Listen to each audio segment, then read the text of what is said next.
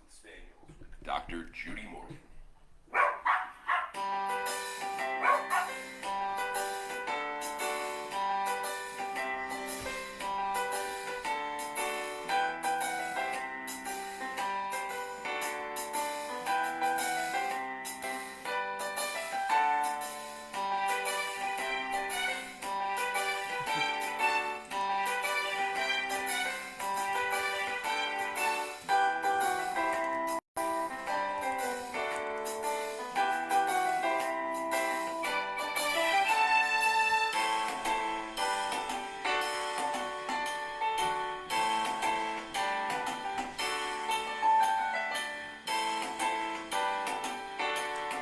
Facebook is slow this morning. Connie Burke, you're the first one to say hi.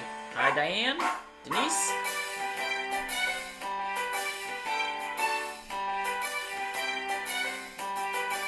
Morning, Joyce. You're always up and at 'em. And Teresa, my Virginia crowd. Remember, you can purchase all Dr. Morgan's products at her website at www.drjudymorgan.com. Now it's time to sit back, relax, and enjoy the show. Rainy Friday? Really? We have sun. I'm not complaining because I really love sun, but it's a little cooler and we really need some rain. Stormy morning in Dallas. Okay. So a pup date. Mila had her tail amputation yesterday. That's Gwen's dog. For those of you who don't know, she's a big Rhodesian Ridgeback Hound cross, about 75 pounds, 80 pounds. Had a mast cell tumor about 3 centimeters long on her tail, about a third of the way from her butt down. And because you need to get wide margins on mast cell tumors, it was felt that that would be impossible on the tail because you wouldn't be able to close the wound. So they opted for tail amputation. So it's going to be very weird to see her with a little nubby short tail. Although I have to say, it will be a lot less painful to be around Mila because she uses that tail like a whip. I mean, it was long and hard and she wags it all the time. So she'll get used to it. I think that baby Sarah will be happy that she's not getting beaten by the tail when Sarah gets a little more mobile too. So they got clean margins, and hopefully that will put an end to the mast cell debacle for our darling little grand dog. And all of her workup preceding surgery was clean. Her ultrasounds, her lab work, lymph node aspirates, everything was good. So now they'll just do staging. So we'll wait for the biopsy to come back to see how aggressive that tumor is. So while we're on the conversation about tumors, my sister has been texting me pictures of her little corgi, who, God, he's got to be about 9 years old now. He's got a little thing, I don't even know where it is. It might be over his neck. What? Shoulder. And to me, it looks like a cystic papilloma. It's kind of that cauliflower open shape with kind of a crater in the middle of it that just keeps oozing and getting crusty and disgusting. She's obviously concerned about it. And the problem is that mast cell tumors are the great imitators. They can look like anything. They can look like a skin tag. They can look like a wart. They can be subcutaneous. They can be ulcerated and open. So she does need to get it.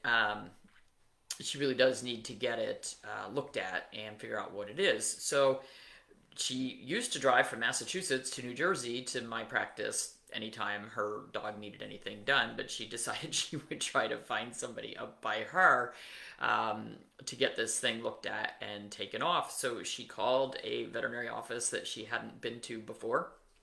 And the first thing the receptionist said was, okay, that's fine. Yes, we are taking new patients. However, we'll need your credit card number and we will put a $200 deposit on your credit card just to make the appointment.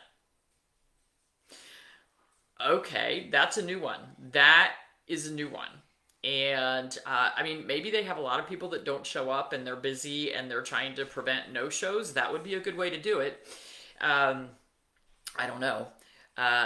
And then she told them, what was going on, and they said, "Oh well, if you need to have pre-op lab work done, we'll put another $200 deposit on the credit card before you come in." And then they said if she wanted it surgically removed, how much was the next deposit? Another 500. 500. Another 500. So literally, for her to walk in the door, they wanted to put $900 on her credit card, and then they told her that they didn't have any surgical openings until June. How many of you would, how many of you would give somebody that you have never even met your credit card number to charge $900 before you ever walk in the door? What if she doesn't even like the practice, doesn't like the veterinarian, they decide it doesn't need surgery, they decide the dog doesn't need lab work? That's nuts. Maybe I was practicing the wrong way. Maybe that's why we weren't making millions of dollars. I mean, that's crazy. Oh, and by the way, Mila's tail amputation was $4,000. Man, if I thought I could have gotten $4,000 for tail amputations, I probably would have stayed in practice. Nuts. Luckily, Gwen has insurance, and she got it just in time because it covered Mila's foreign body surgery when she ate the diapers a few months ago, and it covered all this workup for the mast cell and covered her surgery. So that has worked out very nicely, thank goodness. So my sister decided she was not going to give them her credit card number and schedule an appointment with that practice. That's nuts. I mean, talk about driving people away. That's really crazy. So she called a friend and asked for a recommendation for another veterinarian, and that person said, "Well, there's this old guy who's been around forever. He's probably in his 90s, but, why don't you call there? I've, been going there for years." So she called there, and they said, "Well, he still sees medical appointments, but he doesn't do surgery anymore." Probably a good thing. He doesn't do surgery anymore, but he does have a new young woman associate who does perform surgeries. So I think she made an appointment to go there and have it looked at. But oh my gosh, there's an equine vet here that won't take you as a client unless you have a credit card on file for them to charge right after each visit. I mean, it makes sense to charge it after the visit, but to charge before you ever walk in the door. Katie Kangas does that too. That's crazy. Won't even spend the money on a visit to get a quote for a dental. I wanted a range and they wouldn't begin to say without a visit, so we didn't choose that vet. Yeah, that one's hard though. Because you could have a dog that has just a tiny little bit of tartar that's going to be just a routine dental. Or you could have a dog who needs 25 teeth removed, which is going to be a whole different ballgame. So that I can kind of understand. That's a little tricky, but it would be cheaper for her to still go to your old practice. Oh yeah, I mean, and she could drive down there. She's done it before, drive down and go back in the same day. They're probably booked out a while for surgery as well because they don't have surgery every day of the week. So yeah, and they wonder why the veterinary profession is falling. Yeah, that's crazy. I mean, I know they're all overworked and really busy, and this stupid virus is making everything more difficult for everybody. But anyway, so stand your ground, folks. Stand your ground. I'll keep you posted when we get Mila's biopsy back. And I'll have Gwen post some pictures with her tailless pup. She's got to go pick her up today. Okay, supporters, we'll see you at 7 p.m. tonight for, I don't know what kind of fun shenanigans we can get into tonight, but we'll figure out something. ER charges right away when you walk in, that gives an estimate first. Yeah, I mean, it makes sense. If you're there and they're seeing your animal, okay, we could at least run the office fee just to make sure that at least that's going to get paid for. 7 p.m. Eastern, yes. So, can we clone you?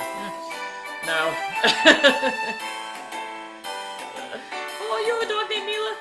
Cool.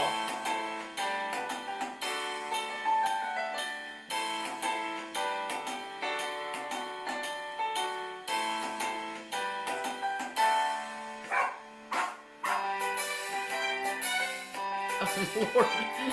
Janet, I just saw what you posted.